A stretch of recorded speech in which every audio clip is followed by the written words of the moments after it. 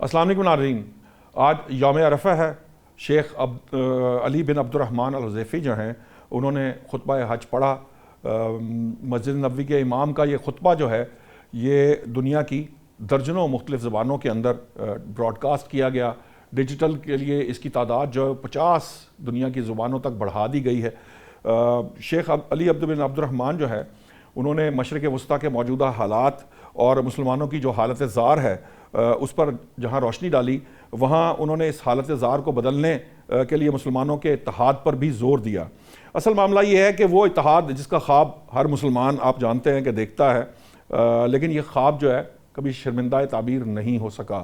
امہ کے جو آپسی اختلافات ہیں وہ دشمن کے خلاف اکٹھا ہونے نہیں دیتے ان کو۔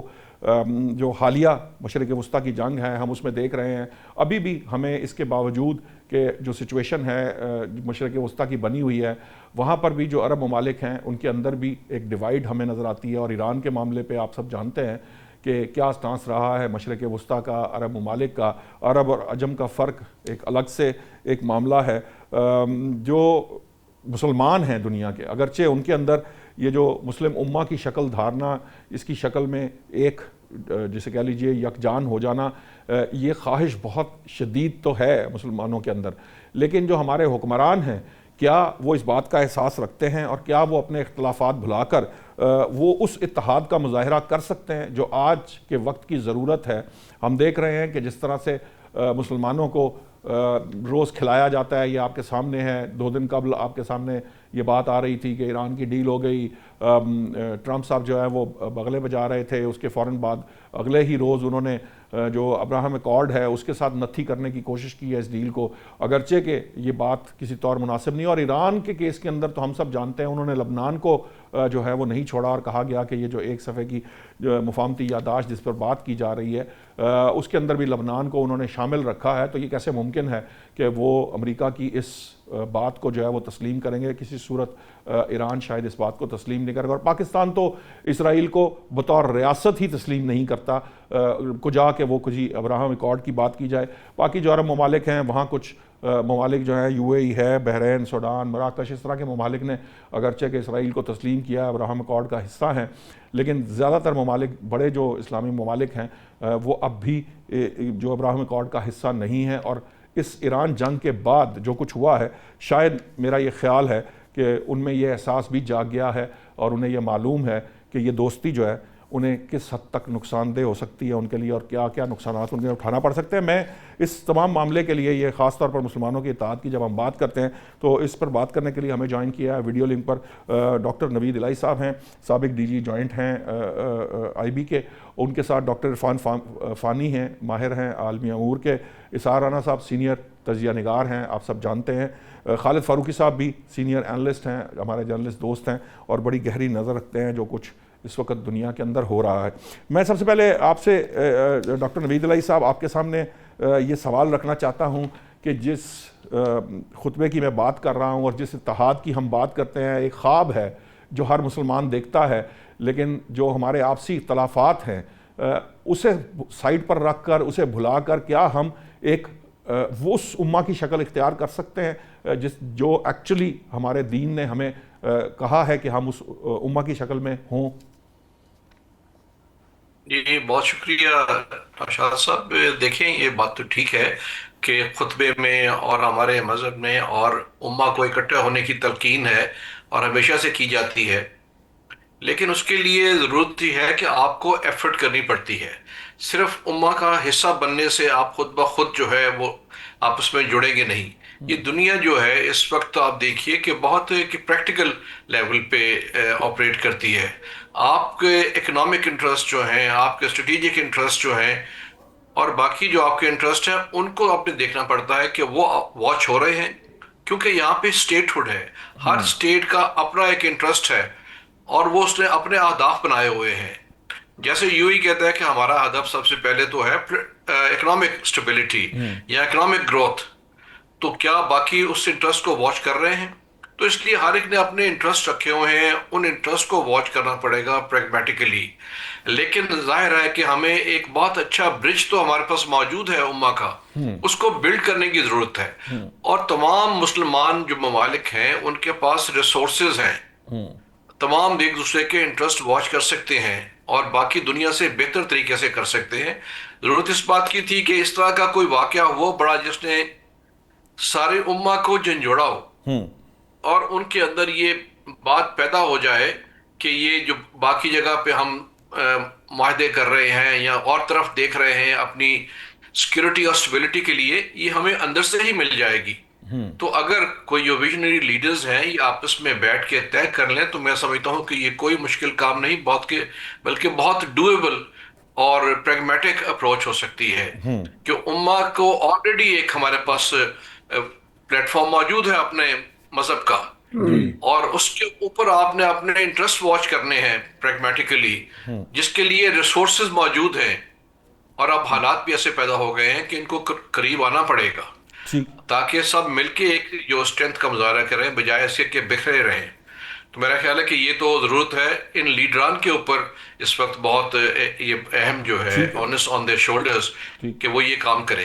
ٹھیک ہے ڈاکٹر فانی صاحب، یہ جو بات ڈاکٹر نوید نے کہی ہے کہ اب یہ معاملہ جو ہے یہ شاید ایسا واقعہ ہو بھی گیا ہے، جو کچھ ہمارے سامنے ہم دیکھ رہے ہیں کہ جو کچھ ہو رہا ہے عرب ممالک میں بھی کہیں نہ کہیں ریئلائزیشن ہے، وہ بھی جو یو ایس کی سیکیورٹی ہے یا ادروائز جو ہمارے پاس ان کے اپنے ڈیفنس سسٹم تھے، چاہے وہ ایران کے خلاف ہی انہوں نے کھڑے کیے تھے، لیکن وہ جو ہے وہ کوئی ان کے کسی کام نہیں آئے. اس صورت کے اندر آپ کو لگتا ہے کہ اب یہ جو ہے یہ ڈویبل ہے، یہ جو بات ہم کر رہے ہیں؟ دیکھیں شاہ صاحب، جو امت کی کونوٹیشن ہے نا، امت ایک نارمیٹیو اینڈ ریلیجیس کونوٹیشن ہے. جب ہم پولیٹیکل نہیں ہیں، اور امت کا جو آخری کیل کے جو تابوت کے اندر کیل ہے نا، وہ خلافت عثمانیہ جو Ottoman Empire First World War کے بعد جب کولیپس کر گئی تھی، تو وہ آخری مرکز تھا مسلمانوں کی پولیٹیکل یونیفیکیشن کا. اور اس کے بعد آپ دیکھتے ہیں کہ اسی مغرب نے اس تمام اسلامک ورلڈ جو تھی ان کو بارڈرز کے اندر ڈیوائیڈ کر لیا، اور نیشنلزم کا وہ فینومینا تھا جس نے آ کے اسلام کی جو لائلٹی تھی اس کو پولیٹیکل ڈیفرنسز کے اندر تبدیل کر دیا. آج پوری امت مسلمہ کے اندر آپ کو سوشل لائف میں تو اسلام نظر آتا ہے، لیکن کہیں پہ بھی جو پولیٹیکل لائف ہے اسلامک ورلڈ کے اندر، وہاں پہ آپ کو اسلام نظر نہیں آتا ہے. آپ پولیٹیکل لائف میں آپ کو کنگ شپ نظر آئے گی، اتھارٹیرین رجیم نظر آئیں گے، اور جتنے بھی رجیم ہیں یہ سارے کے سارے موسٹلی ان میں سے وہ ہیں جو کہ کلونیل پاورز نے خود سے انجیکٹ کیے ہوئے ہیں اسلامک ورلڈ کے اندر. فرسٹ ورلڈ وار کے کولیپس کے بعد آپ دیکھتے ہیں کہ آٹمن کو توڑنے کے اندر اس وقت جتنا بھی آپ کا خطہ ہے مشرق وسطیٰ کا، اسپیشلی جب ہم پرشین گلف کی بات کرتے ہیں، تو کلائنٹلزم کا فینومینا ایٹ دیٹ ٹائم یہاں پہ ایمرج کر چکا تھا. یہ تمام جو ریجن تھا یہ پروٹیکٹریٹ تھا مغربی طاقتوں کا، جس میں برطانیہ بھی تھا، فرانس بھی تھا. اور پھر آپ دیکھتے ہیں کہ جب سیکنڈ ورلڈ وار ہوتی ہے تو سیکنڈ ورلڈ وار کے بعد 1970 میں آ کے یہ جو خطہ ہے یہ آزاد ہوتا ہے، انڈیپینڈنٹ ہوتا ہے، اور ان کے اندر جو ان کی پولیٹیکل لائف ہے جہاں پہ ان لوگوں کو یہاں کی زمام حکومت تھما کر یہاں پہ پاورز جاتی ہیں جو کلونیل پاورز ہوتی ہیں کہ جو الٹیمیٹلی ان کے ساتھ جن کی وفاداریاں تھیں. لہٰذا انہوں نے پہلے اسلامک جو مرکز تھا اس کو ڈیوائیڈ کیا، اور ڈیوائیڈ کرنے کے بعد ان کے درمیان وہ جو ٹیریٹوریل اسٹیٹ سسٹم ہے جس کو آپ ماڈرن اسٹیٹ سسٹم کہتے ہیں، جس کی بنیاد 1648 کے اندر رکھی گئی تھی ویسٹفالیا کے نام پہ. تو اس کے بعد اسلامک ورلڈ کے اندر بھی انہوں نے وہ ٹیریٹری، وہ لائنز، وہ باؤنڈریز لگا دی. تو ہوا کیا کہ ایک ہی ریجن تھا، اس کے اندر ایتھنیسٹی بھی ہے، اس کے اندر مختلف لوگ ہیں، وہ اپنے اپنے قبائلی وہاں پہ ڈیفرنسز بھی ہیں، تو آئیڈیولوجیکل ڈیفرنسز بھی ہیں. تو انہوں نے کیا کیا کہ اس کو ایڈمنسٹریٹو پوائنٹ آف ویو سے ڈیوائیڈ کیا. آپ دیکھتے ہیں کہ جو کرد کمیونٹی ہے اسلامک ورلڈ میں، وہ سب سے بڑی اس وقت ایسی کمیونٹی ہے کہ جس کے ساتھ بھی وعدہ کیا گیا تھا کہ ہم آپ کو ایک انڈیپینڈنٹ اسٹیٹ دیں گے، لیکن الٹیمیٹلی ان کو وہ ریاست نہیں دی گئی. تو آپ دیکھتے ہیں ایران کے اندر، عراق کے اندر، سیریا کے اندر یہ تمام جو کرد ہیں یہ اپنی ریاست کے ساتھ برسر پیکار ہیں اور ریاست ان کو مار رہی ہے اور وہ کہتے ہیں کہ ہمیں ہماری انڈیپینڈنس چاہیے. تو یہ بنیادی طور پر جو ڈیفرنسز ہیں اسلامک ورلڈ کے اندر یہ نیچرل نہیں ہے, یہ انکلکیٹڈ ہیں, انجیکٹڈ ہیں اور مین میڈ ڈیفرنسز ہیں. اور جب آپ دیکھتے ہیں کہ اس خطے کے اندر آپ نے چند قبائل کے سرداروں کو حکومتیں تھما دیں اور اس کے بعد with the passage of time وہ جو ان کے قدیم ڈیفرنسز تھے آئیڈیولوجیکل ہوں, ایتھنک ہوں, آپ اس وقت یمن کو دیکھ لیں, اس کے اندر آپ کو سودرن الائنس علیحدہ نظر آئے گا, حوثیز علیحدہ نظر آئیں گے, اور اس کے بعد جو گورنمنٹ ہے اس کو سعودی بیک کر رہا ہے, لیبیا میں دیکھ لیں, سوڈان میں دیکھ لیں, اور ہر اسلامی ملک کے اندر آپ کو ملٹیپل ایتھنک گروپ بھی ہیں, آئیڈیولوجیکل گروپس بھی ہیں, اور ان گروپس کو اب کیا کرتے ہیں کہ پہلے ریجنل جو پاورز ہیں جی وہ ان کو سپورٹ کرتی ہیں. لائک اگر ہم مشرق وسطیٰ لیکن میرا سوال یہ تھا کہ یہ تو ایک بیک گراؤنڈ ہے ڈاکٹر صاحب, یہ بیک گراؤنڈ ہے, یہ سب جانتے ہیں کہ اس کے معاملات کیا ہے. اصل معاملہ یہ ہے کہ آج اس جو ایران جنگ کے بعد سوال میرا یہ تھا کہ کیا اب یہ ریئلائزیشن اسلامی ممالک میں ہے, اور کیا یہ جن ڈیفرنسز کی آپ بات کر رہے ہیں کیا یہ اس کو اوورکم کر سکتے ہیں؟ دیکھیں اس ماڈرن سٹیٹ کے اندر یہ ڈیفرنسز بڑھ تو سکتے ہیں لیکن یہ کم نہیں ہو سکتے ہیں.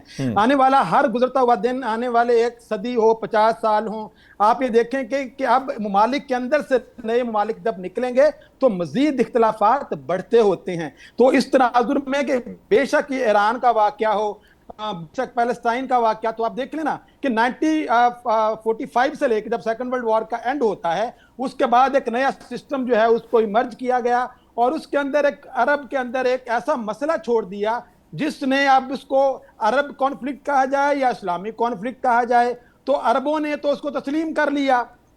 اب جو اسلامک ورلڈ ہے اس کو تسلیم نہیں کر رہی تھی. ایون کہ الفتح نے خود اوسلو جب اکارڈ ہوا تھا تو اس کے تحت انہوں نے اسرائیل کو ایک انڈیپینڈنٹ اسٹیٹ تسلیم کر لیا تھا. ٹھیک ہے, اب ان تمام ڈیفرنسز کو دو چیزیں ہم دیکھنی ہے. ایک ٹرم استعمال ہوتی ہے ڈیوائیڈ اینڈ رول, جو کہ مغربی طاقتوں نے کیا, اور جو مشرق وسطیٰ ہے وہاں پہ ڈیوائیڈ اینڈ سروائیو, یہ دوسری ٹرم ہے جس نے اسرائیل نے جس کو اڈاپٹ کیا کہ اس کو پتا تھا کہ میں جن ممالک کے گرد گھرا ہوا ہوں میں نے ان کو ڈیوائیڈ کروں گا تو میں سروائیو کر سکتا ہوں. تو آپ دیکھتے ہیں کہ ایجپٹ نے اسرائیل کو تسلیم کر دیا 1979 کے اندر, پھر جارڈن, آپ دیکھتے ہیں سوال پھر میرا وہی ہے, میں چاہوں گا کہ آپ اس کو ایڈریس کر, مراکش ہے اور جو دیگر یہ ساری چیزیں, یہ ڈاکٹر صاحب یہ ساری چیزیں تسلیم کر لیتے ہیں, یہ ساری چیزیں اپنی جگہ ہیں, لیکن میرا پوائنٹ یہ ہے جو وہ ان اسلامک ورلڈ کے اندر موجود لیڈرز ہیں کیونکہ ان کی لگامیں ان کے پاس ہیں, ان میں سے کوئی بھی ایسی ریاست نہیں ہے جس کو آپ سوورن اسٹیٹ کہیں. ٹھیک ہے, آپ کا پوائنٹ آ گیا. میں ذرا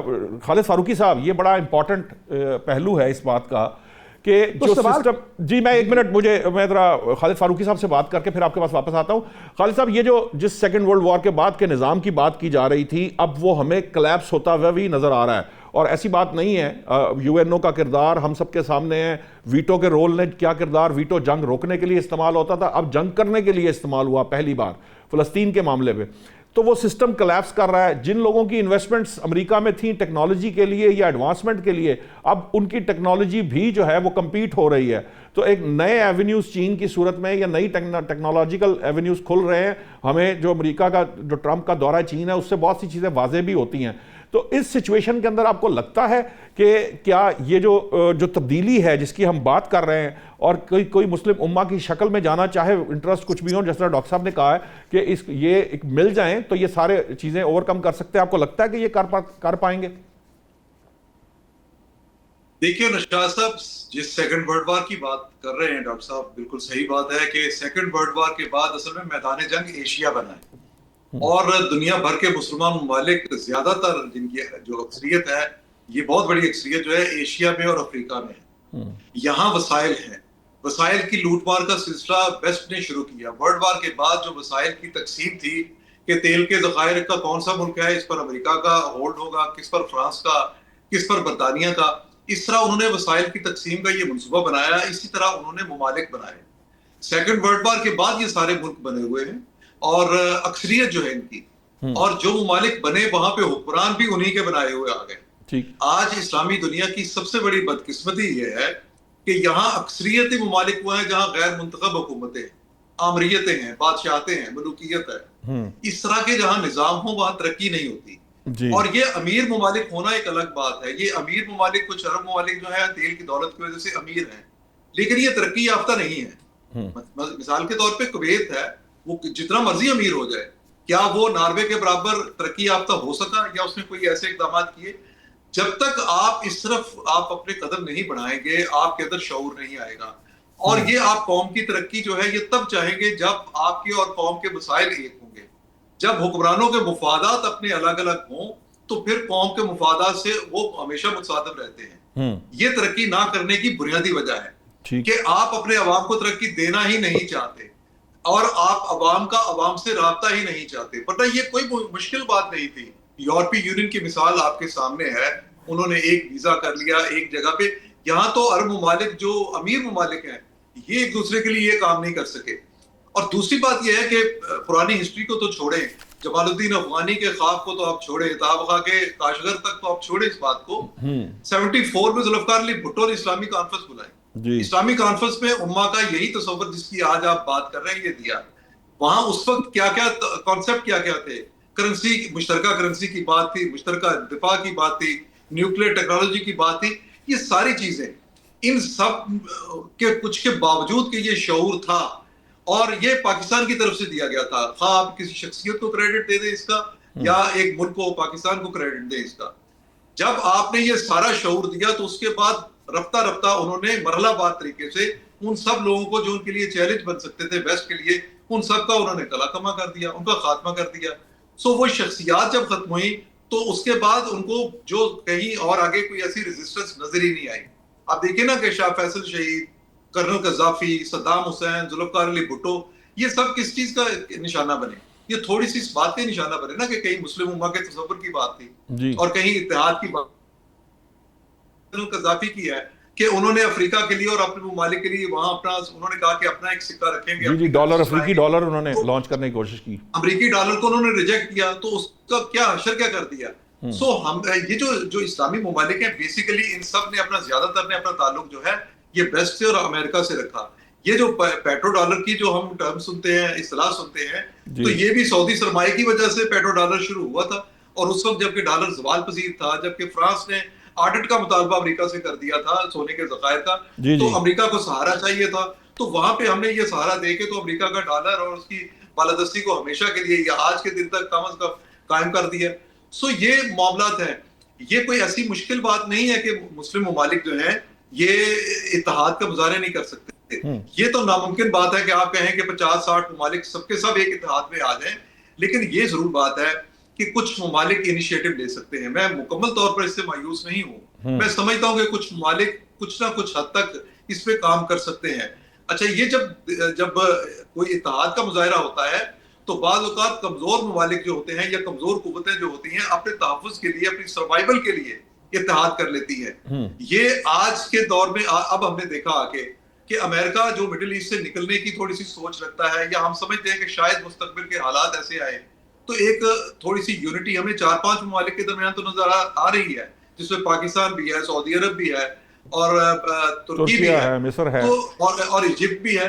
तो ये ममालिक ही अगर इस वक्त थोड़ा इत्तेहाद कर लें तो मेरा ख्याल है कि आगे चलकर इसकी और बेहतर शक्ल सामने आ सकती है। ठीक है, लेकिन बुनियादी तौर पर जो फर्क है मैं समझता हूँ कि जब तक उसको दूर नहीं किया जाता तब तक मसाइल हल नहीं होंगे। वो फर्क है, वो है मिल्लत इस्लामिया और मिल्लत अरबिया का।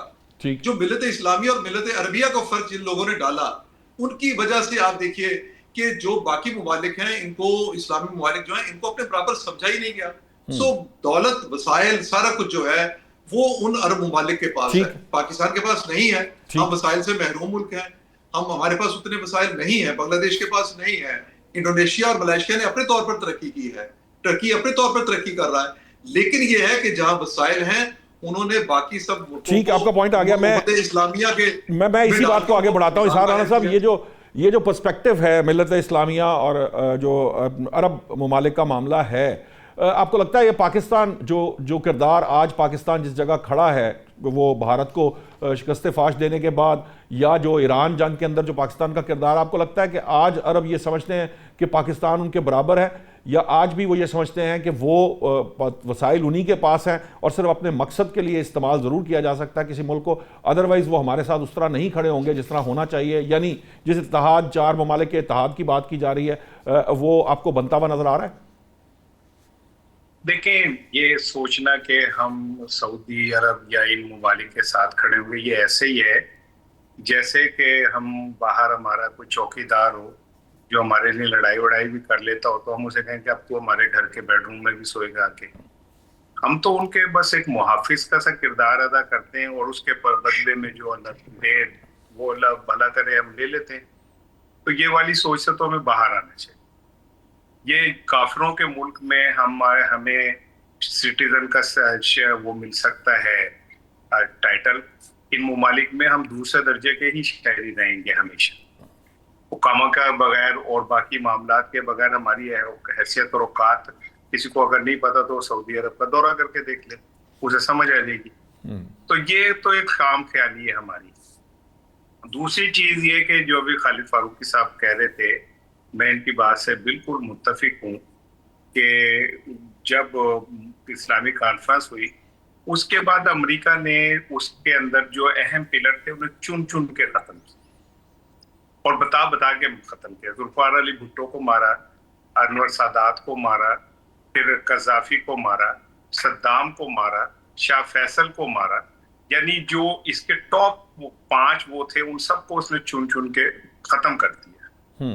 اب آج تازہ ترین اس کی بدمعاشی یہ کہ اس نے ایران میں گھس کے ان کے روحانی پیشوا کو ختم کر دیا. اور آج بھی ہم پاکستان سمیت ہم اس کی لڑیاں ڈالتے ہیں, ہم اس کو مسیحا قرار دیتے ہیں, نجات دہندہ قرار دیتے ہیں, اس لیے کہ بطور مسلمان حکمران ہم میں کوئی کسی میں اب اتنا تپڑ ہی نہیں رہا کہ وہ امریکہ کے سامنے سر اٹھا سکے.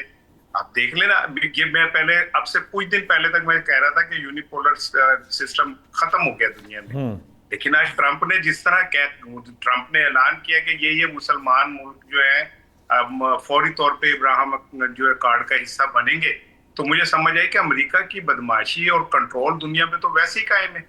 ہمیں خام خیالی میں تھے کہ ایران نے اس کو پاش پاش کر دیا اور ہم یہ سمجھ رہے تھے کہ جی اب وہ کمزور ہو گیا. اگر وہ کمزور ہوتا تو وہ آج یہ آرڈر نہ دیتا کہ پاکستان سمیت 7 ممالک جو ہیں وہ ابراہیم اکارڈ کا حصہ بنیں گے. تو وہ تو وہ کہہ رہا ہے, حکم دے رہا ہے.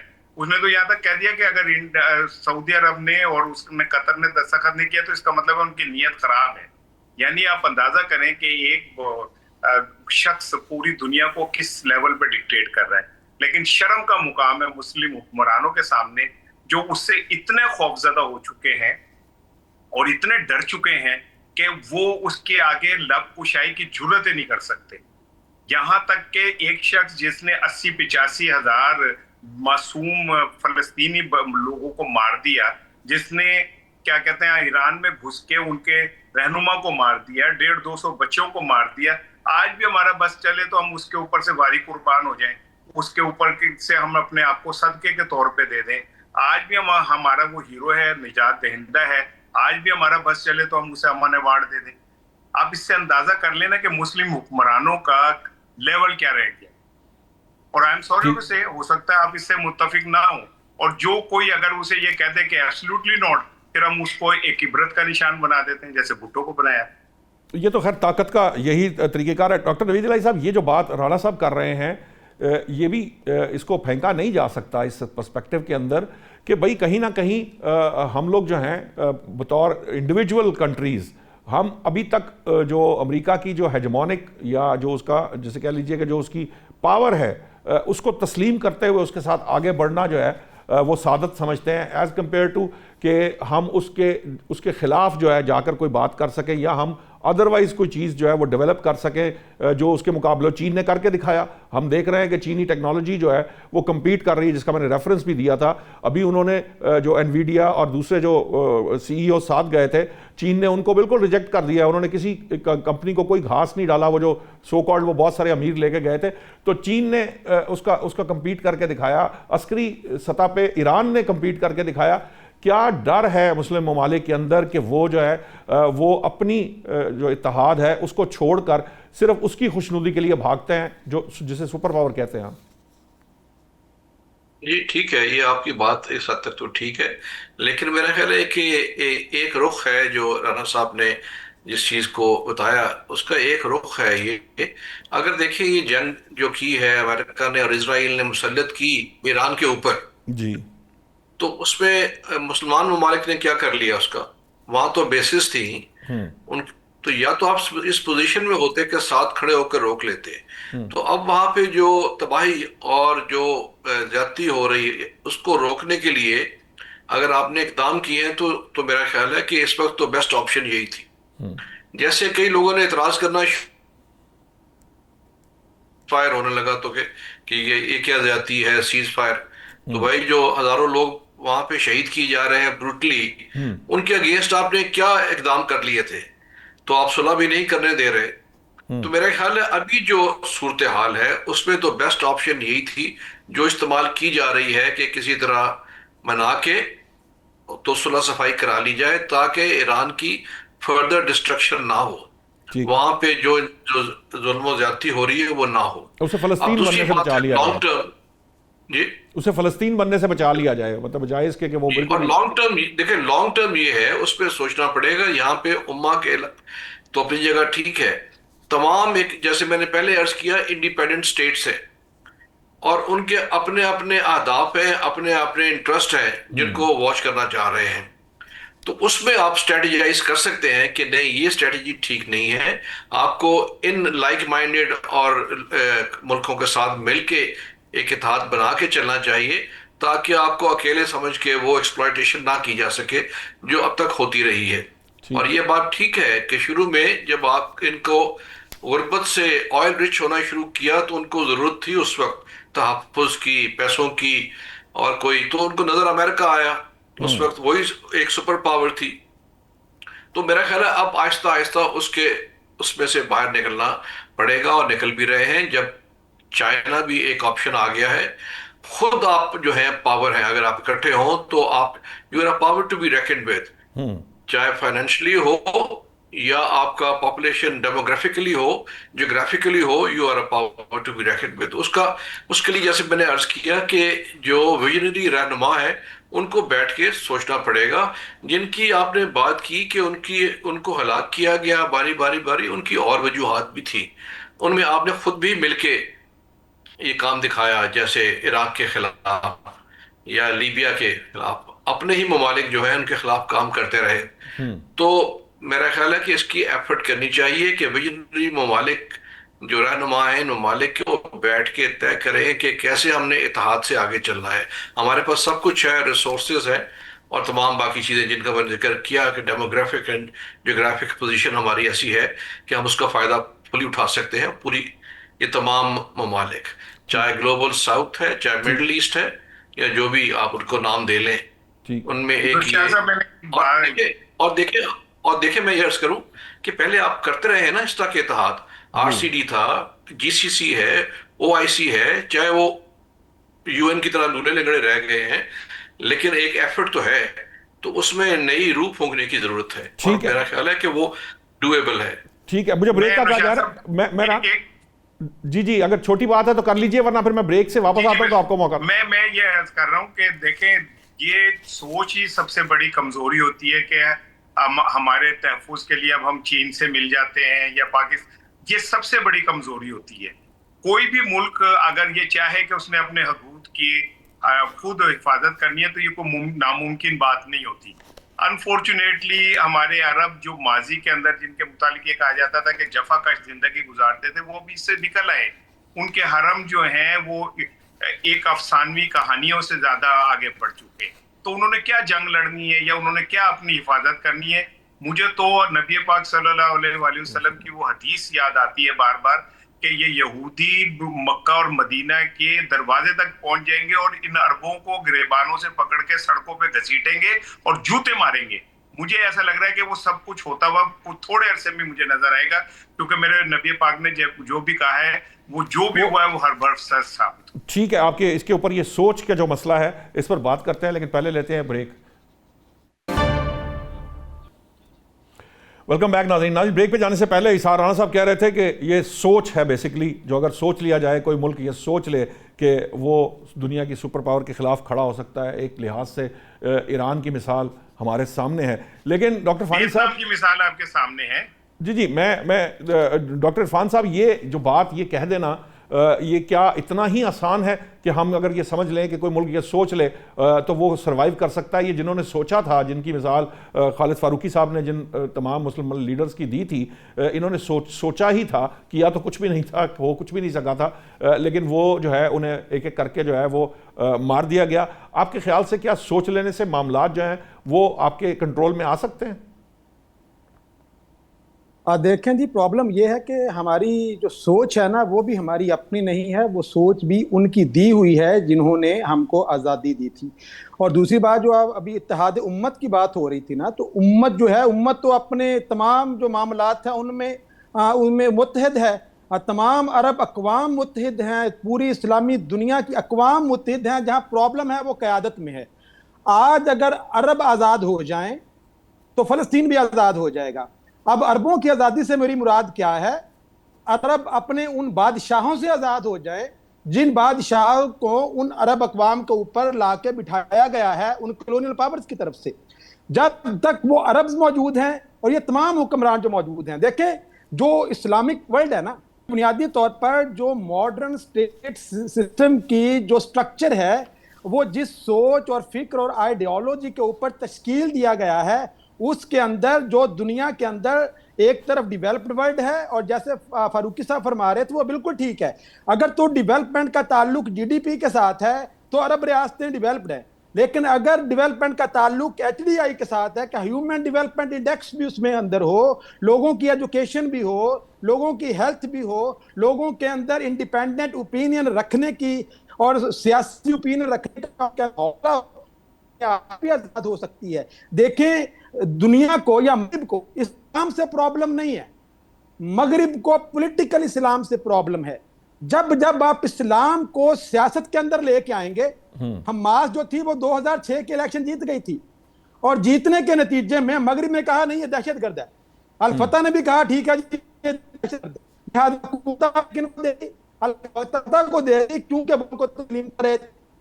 ایجپٹ کے اندر کہاں 1956 میں ایجپٹ کے اندر ریولوشن آیا تھا, کنگ فاروق کو جب ختم کر کے جمال عبد الناصر کی گورنمنٹ بنی, اور جو مسلم بردرہڈ تھی وہ پورا 100 سال کے بعد تقریباً 2011 کے اندر عرب سپرنگ کے بعد ان اور 2 سال وہ حکومت نہیں چلنے دی جاتی, اور جو صدر مورسی تھے پی ایچ ڈی ڈاکٹر تھے ان کو جو جیل کے اندر وہ مار دیا جاتا ہے.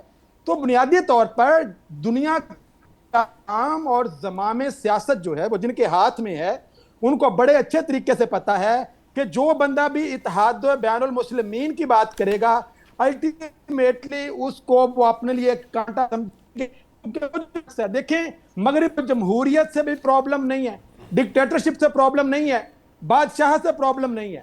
پرابلم ہے تو اگر تو وہ بادشاہ اسلامک ہے اور اتحاد کی بات کرتا ہے, اگر وہ ڈکٹیٹر اسلامک ہے اور اتحاد کی بات کرتا ہے, اور اگر وہ جمہوری لیڈر بھی اسلامک ہے اور اتحاد کی بات کرتا ہے, ان کو کوئی قبول نہیں ہے. ان کو وہ بادشاہ بھی قبول ہے جو ان کے مفادات کے محافظ کے طور پر وہاں پہ کام کرتا رہے گا. یہ تو انڈرسٹوڈ سی بات ہے, تمام یہ تو انڈرسٹوڈ سی بات ہے نا, جو سوٹ کرتا ہے وہی جو ہے اس کے لیے کوشش کی جاتی ہے نا کہ وہ اس کے ساتھ کمفرٹیبل ہے تو وہ کرتا ہے. اصل معاملہ تو یہ تو سارے ہم مسائل کی گفتگو کر رہے ہیں. میں آپ کے پاس ہی آ رہا ہوں خالد صاحب, مسائل پہ بات کر رہے ہیں ہم سارے کہ یہ مسائل ہیں, مسائل سب کو معلوم ہے. میرا پوائنٹ یہ ہے کہ آج جس جگہ ہم کھڑے ہیں, ایران جنگ کے بعد جو ریئلائزیشنز ڈیولپ ہوئی ہیں, کیا آپ سمجھتے ہیں کہ یہ ریئلائزیشن اتنی ہے کہ ان مسائل جن کی طرف آپ توجہ دلا رہے ہیں یا ہم جانتے ہیں ان کو اوورکم کیا جا سکتا ہے, ان کو اوورکم کر کے اس اتحاد کی طرف جایا جا سکتا ہے جو ہمارے لیے بینیفیشل ہو سکتا ہے ان دا کمنگ ٹائمز؟ یا مجھ سے سوال کر رہے ہیں خالد صاحب. دیکھیے آپ دیکھیں نا, یہ جو جنگ ابھی ایران والی ہو رہی ہے اس کے بعد تو یہ اسلامی بلاک مزید منتشر ہو گیا ہے. اچھا, آپ مجھے بتائیں نا کہ تھوڑی سی عرب ملکوں میں ایک یونٹی تھی وہ بھی ختم ہو گئی ہے. آپ مجھے بتائیں نا کہ یو اے ای کہاں پہ کھڑا ہے, وہ تو اسرائیل کا الائی بن گیا. بحرین کہاں پہ کھڑا ہے, نہیں لیکن اسی یو طرح اے ای کے سے ساتھ تو جو معاملات سعودی عرب کے پہلے سے چل رہے ہیں نا سر, ہمیں پتہ ہے, ہم جانتے ہیں کہ انہوں نے وہ جو کچھ ہو رہا تھا افریقہ کے اندر, جو ان کے سوڈان کے اندر معاملات تھے اور نہیں دو وہ اور نہیں, مسائل وہ تھے, میں مطلب دیکھیے یہ تو جو بھی اس کی ریزن, جو بھی نوشاد صاحب اس کی ریزن بنی ہے, جو واقعات بھی بن رہے ہیں, میں تو یہ بتا رہا ہوں کہ مسلمان ممالک جو ہیں, اور ان میں انتشار تو پہلے سے تھا, جی اب تو یہ اس جنگ کے بعد مزید ان کے درمیان جو اختلافات ہیں وہ زیادہ کھل کے سامنے آئیں گے. جی مسئلہ بنیادی طور پر جب ہم سارے ایک بات پہ, ٹھیک ہے اپنی اپنی سوچ ہو سکتی ہے, بحیثیت مسلمان میں بھی یہ چاہتا ہوں کہ اللہ اور اللہ کے رسول کا جو مذہب ہے, دین ہے, وہ پوری دنیا میں جائے, لیکن یہ جو دنیا کے معاملہ چلانے والی باتیں ہیں نا, ملکوں کو چلانے والی باتیں جو ہیں, یہ بھی مطلب صرف اور صرف اس بنیاد پر نہیں ہونی چاہیے کہ یہاں پہ اتحاد بین المسلمین ہوگا تو کام چلے گا. میں پھر آپ سے یہ سوال کرتا ہوں کہ انڈونیشیا کون سا اتحاد بین المسلمین کا حصہ بنا ہے, ملائیشیا کون سا اتحاد بین المسلمین کا حصہ بنا ہے؟ یہ دونوں اسلامی دنیا کے ترقی یافتہ ممالک ہیں, دونوں میں ہیومن ڈیولپمنٹ بھی ہوئی ہے. معاملہ صرف یہ ہے کہ کیا حکمران عوام کے مفاد کا خیال رکھنا چاہتے ہیں یا نہیں رکھنا چاہتے. ترکیہ میں حالات بہتر ہیں, باقی ملکوں سے بہتر ہیں. جب تک آپ اپنے عوام کی سہولت کے لیے اور آپ اپنے ملکوں کے اندر ایسی نمائندہ حکومتیں نہیں لے کے آئیں گے جو عوام کے مفادات کی عکاسی کرتی ہوں, یہ اصل معاملہ یہ ہے. جب آپ یہ سوچ کے آئیں گے, اچھا آپ کے معاملے میں اگر آپ مسلمان ممالک کا ایک اتحاد بنا لیں گے تو آپ کے سامنے پھر ان سین ہے, اگر تو پھر سین ہو کے وہ کرسچین ممالک کا ایک اتحاد آ جائے گا, پھر آپ کیا کریں گے؟ پھر مسلمان ممالک کی طور پر آپ اپنی جنگ لڑتے رہیں گے, کرسچن ممالک کا اتحاد تو ہمارے سامنے کھڑا ہے فاروقی صاحب, آج سے نہیں ہے. ہم تو وہ تو ہمارے سامنے ہر دور کے اندر کھڑا رہا ہے. جب ہماری خلافت عثمانیہ ختم ہوئی, مسلمانوں کو یہ جو کچھ ہمارے ساتھ ہوا, یہ سب اس کرسچن اتحاد ہی ہے نا. پھر سن لیں, پھر نوشاد صاحب سن لیں, ہماری خلافت اسلامی کی جب ہم بات کرتے ہیں تو خلافت اسلامیہ تو آزادی, خلافت اسلامیہ سے آزادی تو سعودیہ نے لی, خلافت اسلامیہ سے آزادی تو جو عرب ممالک تھے ان لوگوں نے لی. خلافت اسلامیہ کے خلاف صرف کوئی یورپ نہیں لڑا, کوئی برطانیہ نہیں لڑا, یہ ممالک خود بھی لڑے, وہاں کے باشندے لڑے, اور وہاں پہ انہوں نے یہ حکومت ختم کروائی. جس خلافت کو وہاں کے لوگوں نے پسند نہیں کیا, جس خلافت کو وہاں کے لوگوں نے, ترکیہ کے لوگوں نے چھوڑ دیا, ہم اس کے پیچھے لپک رہے ہیں. ہم ڈھونڈ رہے ہیں کہ وہ خلافت اسلامیہ کہیں سے آ جائے. وہ کوئی خلافت اسلامیہ, وہ خلافت عثمانیہ خاندان کی حکومت تھی, اور عثمانیہ نام سن کے ہم سمجھتے ہیں کہ بہت بڑا متبرک نام آ گیا تھا. وہ تو وہاں کا ایک حکمران تھا, اس کے نام سے ایک حکومت بن گئی. تو خلافت عثمانیہ کیسے بن گئی؟ وہ ایک ٹائٹل لے لیا انہوں نے. چیزیں یہ ہے کہ کیا وہ اسلامی حکومت تھی؟ وہ تو ایک امپائر تھی. اس امپائر کے مقاصد ہی اور تھے. اس امپائر کے جو مقاصد اس دور پہ تھے, آج وہی مقاصد امریکہ کے ہیں, کل یہی مقاصد جو ہیں وہ چائنا کے بھی ہوں گے. مسئلہ صرف سمجھنے کا ہے. اس صورتحال کو سمجھنے کے لیے صرف اور صرف جو بنیادی کام کرنے کی, جو اب آپ جو دیکھیں نا, جو اتنی باتیں کرتے ہیں, مالیاتی طور پر بھی کوئی مستحکم ملک نہیں ہے. آپ دیکھیں یہ ابھی جو کرائسس آیا, یو اے ای کو اپنی کرنسی سویپ کرنا پڑی, امریکہ کے سامنے جا کے ریکویسٹ نہیں کرنی پڑی کہ بھی ہمیں تم ڈالر دو. پیسہ سارا تو ان کا وہاں بھی پڑا ہوا تھا. یہ کوئی ان کے پاس خوشحالی بھی نہیں آئی, کچھ بھی نہیں آیا. یہ صبح اور رات کا مسئلہ ہے. کب ان کی رات ہو جائے اس کا کوئی اندازہ ہی نہیں کسی کو.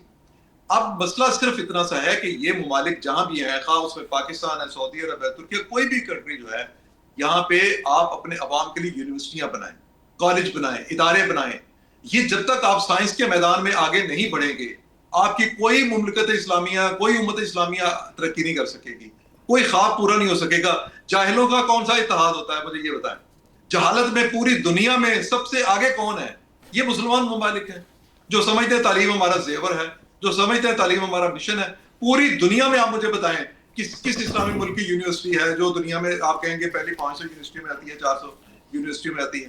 ہم جہاں پہ بیٹھے ہوئے ہم اپنی اوقات کو پہچانے. یہ مسلمان ممالک جو ہیں ان کو اس بات کی نہیں کہ دوسرا آ کے ان کے اوپر ظلم کرتا ہے, اس کی سزا نہیں ملتی. ان کو بنیادی طور پر جاہل رہنے کی سزا مل رہی ہے. 2-3 ممالک نے کچھ اسلحہ اکٹھا کر لیا, پاکستان نے ایک تجربہ کر لیا اور پاکستان انڈیا کو شکست دی, ہم سب نے دیکھا. تو اس سے سبق پاکستان کو یہ سیکھنا چاہیے نا کہ ہم نے جو انڈیا کو شکست دی ہے اپنی سائنس اور ٹیکنالوجی کی مدد سے دی ہے. اس سائنس اور ٹیکنالوجی کی مدد میں اس معاملے میں پاکستان کو آگے لے کے جانا ہے. اور یہ صرف عسکری میدان میں نہیں ہونی چاہیے, میڈیکل سمیت ہر شعبے میں ہونی چاہیے. اور یہی کام جو ہے سعودی عرب کو بھی کرنا چاہیے, یہی کام جو باقی عرب ممالک ہیں ان کو بھی کرنا چاہیے. جب تک یہ کام یہ نہیں کریں گے تب تک آپ کے اندر وہ کوئی شعور ایسا پیدا ہی نہیں ہوگا جو آپ کو کسی اتحاد کی طرف لے کے جائے گا. یہ باقی ساری باتیں آپ کی اچھے دن پہ اچھی باتیں ہونی چاہیے. یہ ساری خیالی باتیں ہیں. سوچ کی بات اصل جو اگر لے کے آنی ہے تو وہ نعروں سے نہیں آئے گی, وہ عملی اقدامات سے آئے گی. وہ ہم کرنے کے لیے تیار نہیں. ٹھیک ہے رانا صاحب, یہ جو معاملہ ہے, یہ 4 ممالک کے سیکیورٹی فریم ورک کی بات ہے. ایکچولی اس کا مقصد صرف اور صرف یہ ہے کہ کم از کم چلے اور کچھ نہیں تو ایک دوسرے کی سیکیورٹی کے معاملے میں بھی اکٹھے ہو جائیں.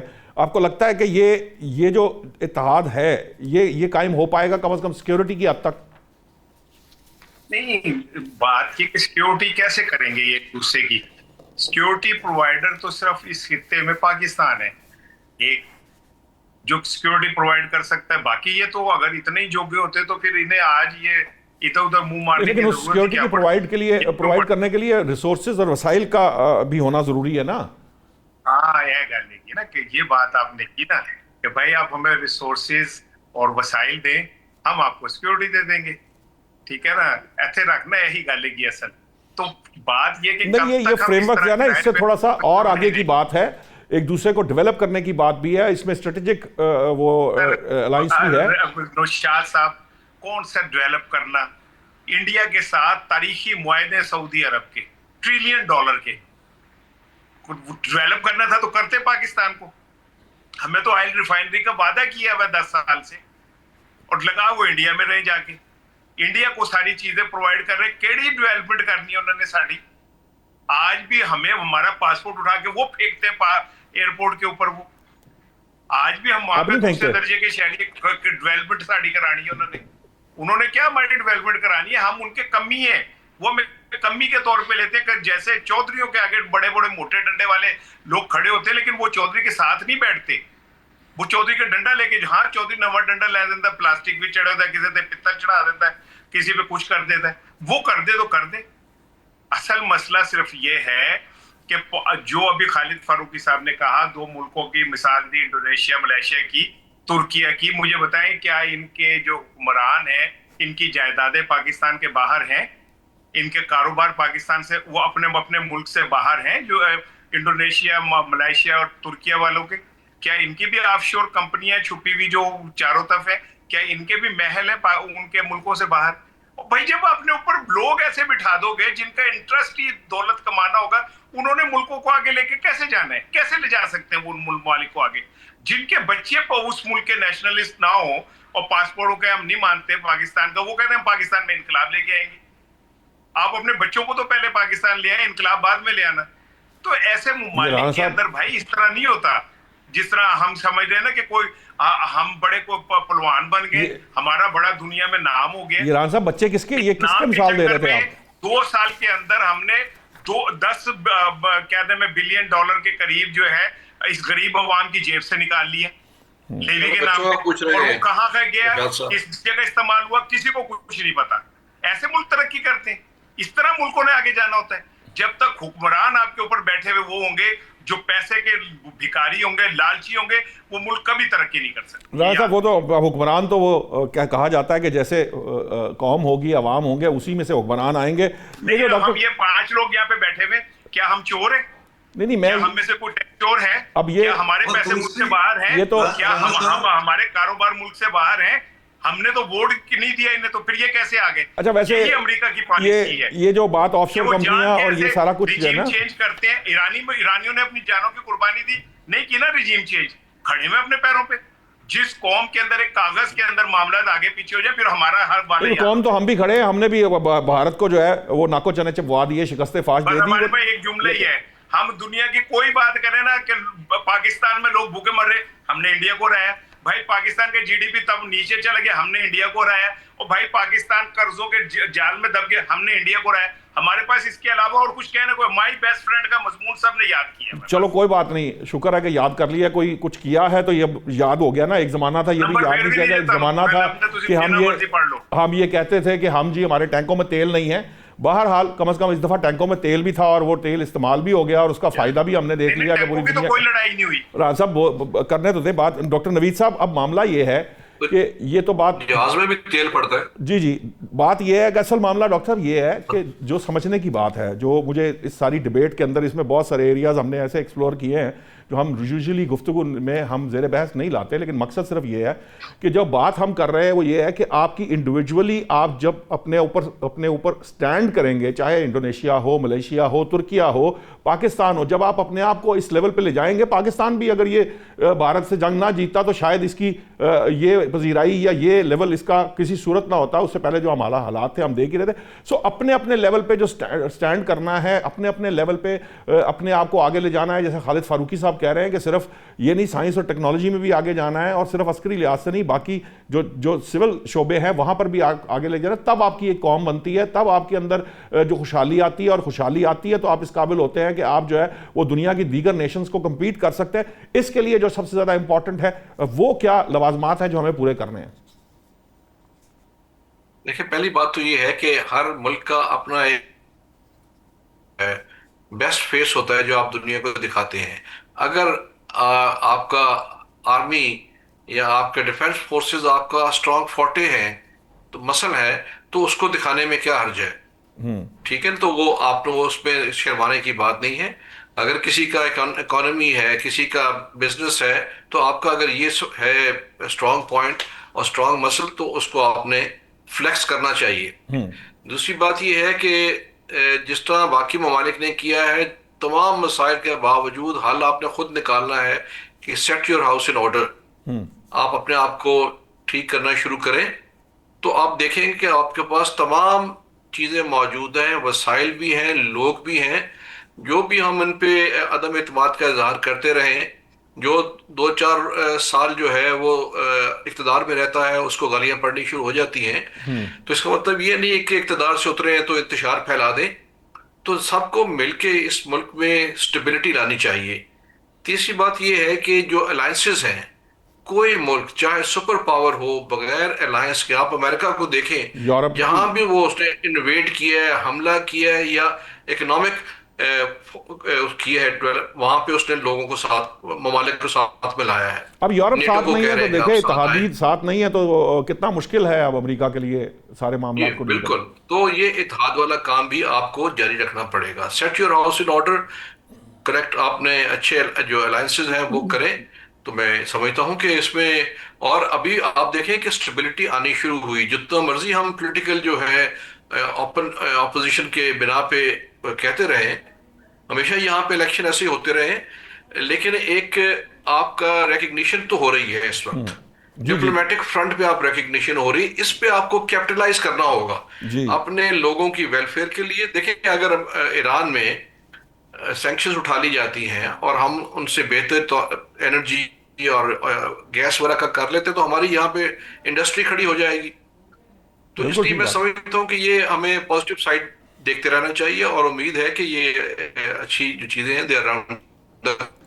ٹھیک ہے ڈاکٹر فانی صاحب، یہ بس شارٹ سا میں چاہوں گا کہ یہ آپ بھی اپنی انپٹ دیجئے کہ کیا چیزوں کی ضرورت ہے جو آج ہمیں سیاسی استحکام کے ساتھ ساتھ ہمیں کون سی چیزیں ہیں جس پہ بیک کرنا ہے تاکہ ہم بھی دنیا کی جو اقوام عالم ہے اس میں اپنا نام بنا سکیں. دیکھیں جی، وہ اقبال نے کہا تھا کہ تھے وہ آباد تو تمہارے ہی، مگر تم کیا ہو، ہاتھ پر ہاتھ دھرے منتظر فردا ہو. ہم نے مستقبل میں کسی مسیحا کے منتظر نہیں ہونا. ہم نے اپنا جو وزن ہے وہ خود اٹھانا ہے. سائنس ہے، ٹیکنالوجی ہے، علم ہے. اس سارے سناریوں کے اندر جو فاروقی صاحب نے بھی باتیں کی، میں بالکل ان کو سیکنڈ کرتا ہوں کہ آج کے جدید ریاستی نظام کے اندر ہم جب یہ امت اور اس طرح کی باتیں کرتے ہیں، امت اپنی جگہ پہ انٹیکل ہے، وہ موجود ہے.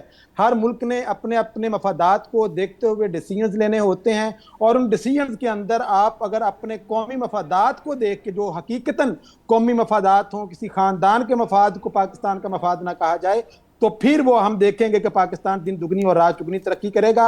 اور آنے والے وقتوں کے اندر ہمیں اس طرح کے اتحادوں کی اور الائنسز کی ضرورت ہے جس کے اندر تمام ممالک مغربی طاقتوں کے جہاں پہ مفادات کا تحفظ کرتے ہیں، وہاں پہ اپنی ریاستوں کے مفادات جو ہیں ان کو بھی ملحوظ خاطر رکھیں. ٹھیک ہے، 30 سیکنڈ فاروقی صاحب میں چاہوں گا آپ بھی اپنی انپٹ 30 سیکنڈ کی دے دیجئے، پھر میں کنکلوڈ کروں. سمپل میرا تو یہ خیال ہے کہ جتنے بھی کانسیپٹس ہیں نا جو شعوری طور پہ اچھے ہو سکتے ہیں، ان سب کی بنیاد تعلیم ہے، ان سب کی بنیاد نالج ہے. کیونکہ نالج کی کمی ہے، شعور اس لیے نہیں انسانوں کے پاس، اور جو شعور ہے وہاں پہ سختی ہوتی ہے. اور جب تک یہاں پہ میں تو پھر اس بات پر زور دوں گا کہ دنیا میں جہاں کہیں ترقی ہوئی وہ اس لیے ہوئی کہ وہاں پہ حکمران جو تھے عوام کے اپنے تھے. جب حکمران اپنے آپ عوام کے منتخب کردہ ہوں گے تو وہ اپنے ملک کو بھی ترقی دیں گے, اپنے عوام کو بھی ترقی دیں گے. اور یہ سارا کچھ جو ہے, اس سارے کچھ کے لیے آپ یورپ کی ترقی کی آپ 300 سال کی پچھلی تاریخ دیکھیں تو اس میں سب سے بنیادی کردار وہاں کے تعلیمی اداروں نے ادا کیا. آج اگر ہم یہ جو اسلامی ممالک ہیں کم از کم یہی کچھ کر لیں کہ ہر ملک میں 25-30 یونیورسٹیاں ایسی بن جائیں, 10 یونیورسٹیاں بن جائیں, 5 بن جائیں جو انٹرنیشنل لیول کی ہوں, تو یہاں سے ٹھیک ہے. بہت بہت شکریہ خالد صاحب. میرے پاس ٹائم بالکل ختم ہو گیا, میں معذرت چاہوں گا. میں اہل وطن کو عید مبارک کہنا چاہتا ہوں کیونکہ کل عید ہوگی. میری طرف سے عید قربان سب کو, پورے اہل وطن کو مبارک ہو. ناظرین, ہم نے جو ڈیبیٹ کی اس کا مقصد صرف اور صرف یہ تھا کہ ہم اپنی بہتری کے لیے کہاں تک جا سکتے ہیں. یقیناً مسلم امہ جو ہے اس کا ہونا اور اس کا اتحاد بھی بہت ضروری ہے. یہ چند ممالک کا بھی ہو سکتا ہے, 10 ممالک کا بھی ہو سکتا ہے, لیکن اس کے لیے سب سے زیادہ ضروری یہ ہے کہ پہلے ہر ملک جو ہے وہ اپنی سطح کے اوپر اس قابل ہو کہ وہ اپنا مقام جو ہے وہ جو دیگر ممالک ہیں ان کے سامنے اپنے آپ کو پیش کر سکے, رکھ سکے, اسپیشلٹی ہو اس کی, اور اپنے عوام کے لیے کام کر رہا ہو, اپنے عوام کو خوشحال کرے گا تو ممالک جو ہیں وہ خوشحال ہوں گے. اسحاق رانا صاحب آپ کا بہت شکریہ, ڈاکٹر نوید الہی صاحب آپ کا بھی بہت شکریہ, ڈاکٹر عرفان فانی اور خالد فاروقی صاحب آپ لوگوں کا بہت بہت شکریہ. ناظرین, انشاءاللہ عید پہ آپ کے سامنے ہوں گے, عید شوز کی شکل میں آپ کے ساتھ پھر گفتگو کریں گے. اب تک کے لیے اتنا ہی. اللہ نگہبان.